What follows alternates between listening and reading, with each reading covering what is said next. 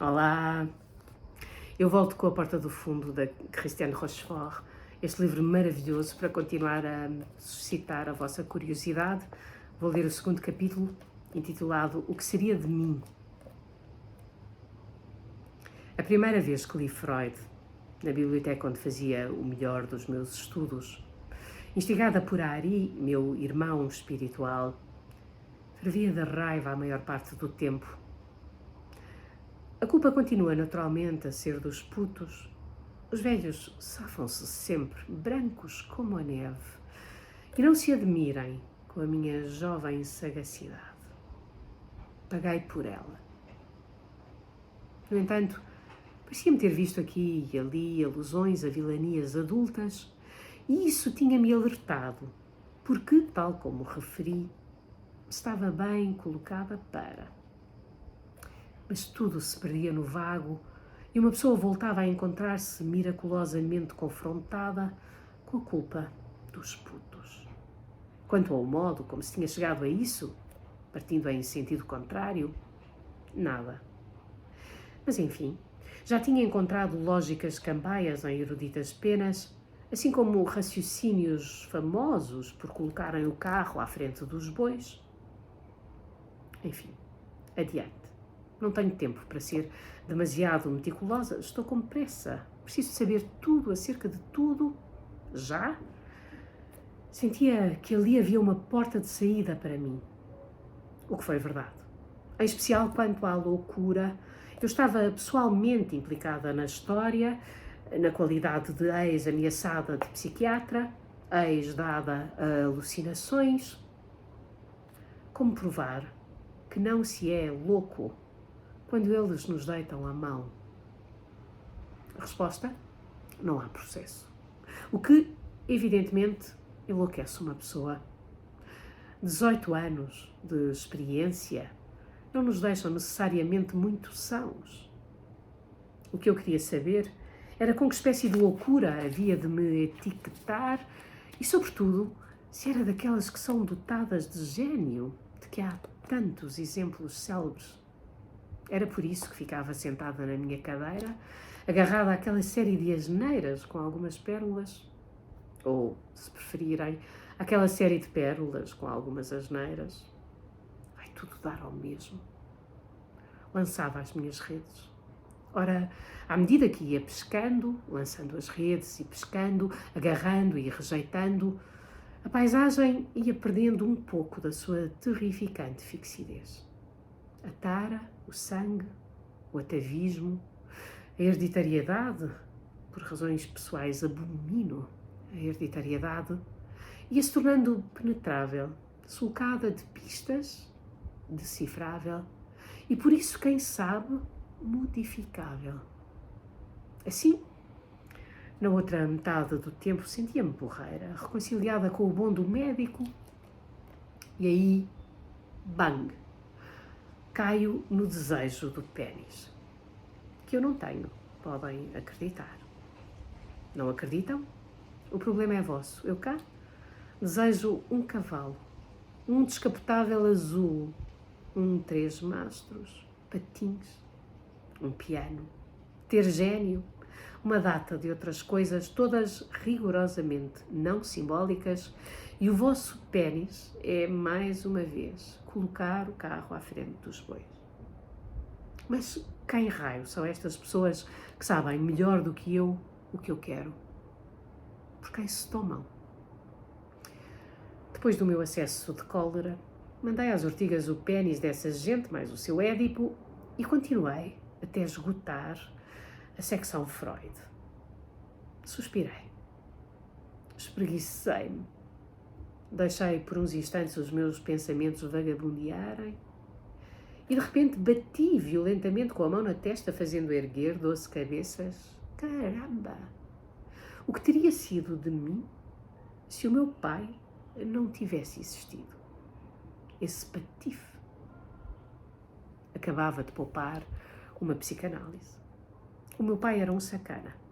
Era a opinião de toda a gente, exceto da minha mãe, que nunca falava dele e que não queria que a sua existência fosse evocada na sua frente. Mas nas suas costas, aí, era o único assunto em que as pessoas conhecidas, inimigas quanto ao resto, estavam de acordo. À direita, a beata da minha avó, que, tendo esquecido de onde vinha, não tinha digerido o casamento desigual, como ela dizia, da filha. À esquerda, a babé gorda, incrédula, natural do Limousin, e porteira, que nas horas de expediente criou todos os putos do prédio, bendita seja pelo mal que não nos fez. E pelas suas grandes pernas de borrego, os seus guisados, os seus enormes bolos de maçã. Com essa aprendi eu o que é bom. E também aprendi todas as desgraças do mundo que desfilavam pelo seu cubículo, principalmente as causadas pelos homens que só pensam nisso, são todos uns porcos, derramando-se sem pudor sobre nós, os putos, que não podem compreender e aí têm o que forma a juventude. Enquanto o enfesado do marido, cravando pregos em solas e filósofo como todos os sapateiros, me explicava, com o sotaque da região DOC, que a baleia não tinha podido engolir Jonas por causa da anatomia, ensinando-me lógica e zoologia ao mesmo tempo e deitando por terra os esforços do outro campo para me levar até Deus. Assim cresci, no meio das guerras de religião e da luta de classes. Louvadas sejam as dissonâncias. Mas quanto ao meu pai, havia unanimidade. Primeiro, tinha abandonado a minha mãe com um filho nos braços. O teu pai é um patife. E desde então, ela sacrificava-se por minha causa. A tua mãe sacrificou-se por tua causa. Que outra coisa podia ela fazer? Pensava eu, como todas as crianças de 5, 6 anos, a quem se faz tal discurso que nunca dá resultado. Há gerações que o deviam saber, mas não. Continuam e nós, com o nosso ar teimoso, esperamos que o discurso acabe. Não foi por nossa vontade. E é claro que algo nos é exigido em troca disso, mesmo que não haja som, ouve-se sob a voz. É triste olhar para os adultos que se julgam subtis, vê-se tudo à transparência. Em segundo lugar, era preciso mandá-lo procurar, a polícia, para ele desembolsar a pensão alimentar, tal como eu o vim depois a conhecer. Pergunto a mim mesma como conseguiram, mesmo que só por uma vez. E em terceiro lugar, fazia pela vida com mulheres. Com o pouco que eu sabia sobre o assunto, que até tinha um ar alegre, a vida, este último crime não me parecia tão merecedor da forca como me o apresentavam. Nem me surpreendia. Com a minha mãe, fazer pela vida não devia ser cômodo. Eu sabia qualquer coisa sobre o assunto, eu que gastei os meus verdes anos a tentar agradar-lhe, sem nunca conseguir. Até o fim, inclusive. No fim, houve este diálogo. 20 anos à procura de fósforos separavam-no do anterior. Ela disse: safaste-te bem na vida e fizeste uma boa publicidade a teu respeito. Tu, que dizias ser uma idealista, que querias destruir tudo. Na verdade, dirigir uma agência de publicidade não tem muito ar disso. E as segundas intenções são, por definição, inconfessáveis.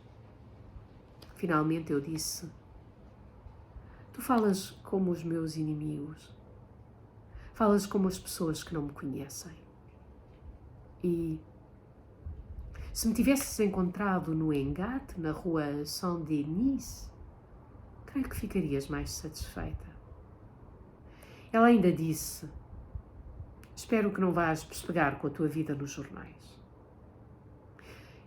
Eu ainda só tinha dado uma entrevista, com fotografias, sobre a minha posição atual, então um pouco vulgar para uma mulher. Repliquei: e por que não? Há coisas que não se dizem. No dia seguinte de manhã, Fui ao notário e dei-me ao ridículo de fazer um testamento, porque nunca se sabe o dia nem a hora. E assim retiro a todos os parentes próximos ou afastados, inclusive ainda por nascer, o direito de deitarem a mão ao que eu possa deixar atrás de mim de qualquer espécie, scripto, áudio, vídeo, e o que está ainda por inventar e para sempre. Não que nessa altura eu tivesse produzido fosse o que fosse da menor perenidade, mas não o suporto. Não o suporto. E pronto. Ela perguntou-me, na tua opinião, e já que aprecias tão pouco a tua educação, como achas que se deveria educar as crianças? Não sei. Não tenho nenhuma. E não tens esperanças? Disse ela, com comiseração. É verdade. Por volta dos 12 anos, sentia um medo terrível de dar à luz uma ninhada de serpentes. Ela também perguntou porque é que eu tinha partido, não havia razão. Ela dava-me liberdade para fazer a minha vida à minha maneira, quando ainda nem sequer era maior. Não compreende. Não compreende o que eu lhe censurava. Eu disse, atrevi-me, juntei toda a minha coragem. Em suma, fora para isso que tinha voltado a vê-la, que se podia falar de tudo agora que somos grandes, e depois de todo aquele tempo que se poderia falar do que se passava naquela família. Ela interrompe-me secamente. Não se fala dessas coisas. Então fala-se de quê? Disse eu. Tudo isto provocava uma série de silêncios. Por fim eu disse, houve. Perdi completamente o hábito deste tipo de relações. É verdade. Foi isto que eu disse à minha mãe. À minha mãe? É assim que se fala com a mãe? Quer dizer, com esta sintaxe? Com estas palavras, este tipo de relações? Ouço-me. Ouço a minha voz pronunciar esta horrível frase enquanto ela me sai da boca, sinto os cabelos eriçarem-se sobre a minha nuca rapada. Emprega-se este estilo quando se fala com uma mãe? Eu falei com uma pessoa. Escândalo. Já não tenho mãe. Matei-a. A arma do crime foi o estilo. Através da linguagem, que é o que têm, os eruditos explicam-nos que por meio da linguagem não se pode comunicar. É bem verdade. Eles são a prova disso. Pela linguagem não se comunica, ok. Mas pelo estilo, sim, comunica-se. E de que maneira? A minha mãe não diz nada. Ganhei. Estou doente de compaixão. O sofrimento do carrasco. Monstro que eu sou. Por que faço eu isto, pobre mulher? Que desgraça, ela não merece, mas fiz. Está feito. E não quero retirá-lo. Não posso. Não posso. Paciência. Quero lá saber. Pronto, sou um monstro. A minha vida. A minha vida. Não desvendei o que se passava nesta família. Compaixão. Não sei vencer as recusas. Afinal, tudo o que acontece na vida das pessoas diz-lhes respeito a elas. E depois, mesmo que eu tivesse desvendado, o que é que isso adiantaria? Porque, vamos lá ver, pela primeira vez essa ideia tomava forma no meu espírito. Será que ela não sabia? E, oh meu Deus, não teria sabido sempre? De outra forma, como poderia ela afirmar que na minha vida há coisas que não se dizem? Como poderia ela afirmar que na nossa família se passavam coisas de que não se fala? Até amanhã.